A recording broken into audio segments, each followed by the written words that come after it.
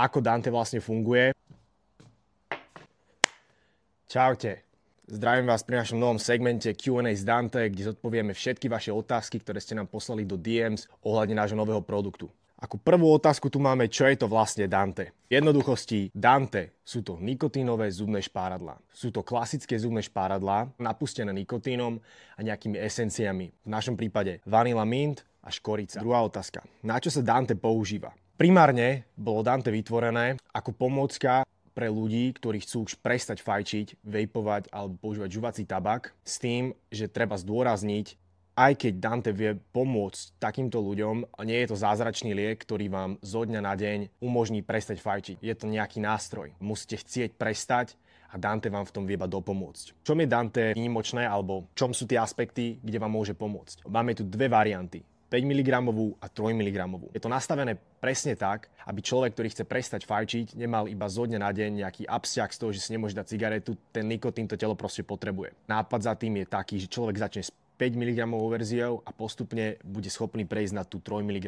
Tento produkt môžete využívať aj rekreačne, samozrejme, ale primárna myšlienka za tým je pomôcť ľuďom odvyknúť si od fajčenia. Ďalšia otázka. Aké máme príchute? Ako sme spomínali, máme teraz momentálne dve príchute. Vanilla mint a škorica. Do budúcna samozrejme pripravujeme nejaké iné príchute. Viac z vás nám písalo, že by ste chceli nejaké ovocnejšie príchute. Pracujeme na tom. Ako dlho vydrží chuť Dante? Veľmi individuálne. Z toho dôvodu, že niekto, kto by používal Dante agresívnejším spôsobom, tým chcem povedať, že si dá špáradlo do úst, hneď ho začne kúsať a rozkúša ho do 30 sekúnd, tak áno, účinok trvá 30 sekúnd. Ako by sa ale správne malo užívať, názorne si môžeme ukázať, človek si zoberie takto túto krásnu tubu, vytiahne si jedno špáradlo, vloží do úst, môžete sa s tým hrať, prípadne si ho následne otočiť. Ak už chuť začína trošku ustupovať na jednej strane, opäť vložíte do úst a máte nový nával esencia tej príchute. Tiež, keď začína už príchuť ustupovať, môžete aj špáradlo jemne hrísť, tým vypustíte ešte viacej tej esencie aj toho nikotínu. Ako dlho vydrží chuť Dante? Od tých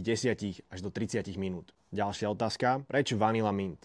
Ako táto príchuť vznikla? Minulé leto sme prvýkrát ochutnali s kamarátmi Popstarty od Kalina. Vlastne skombinoval broskyňu s vanilkou. V momente, keď sme vyberali príchute pre naše špáradlá, sme narazili na taký problém, že sme si zvolili mentol a škoricu, ale mne ten mentol prišiel proste trošku fádny. A napadlo ma skombinovať to s tou vanilkou, takto vznikla príchuť vanilla mint. Môžeme za ňu poďakovať Kalinovi. OK, toto je na dnes všetko. Ďakujem vám za vaše otázky. Ak by ste mali ďalšie otázky, neváhajte nám ich písať do DMs, my sa k nim následne vrátime a v ďalšom videu ich zodpovieme. Pre tých z vás, ktorí by ste chceli ochutnať, link nájdete v popise nášho videa alebo na našom profile. Vidíme sa v ďalšom videu. Čaute.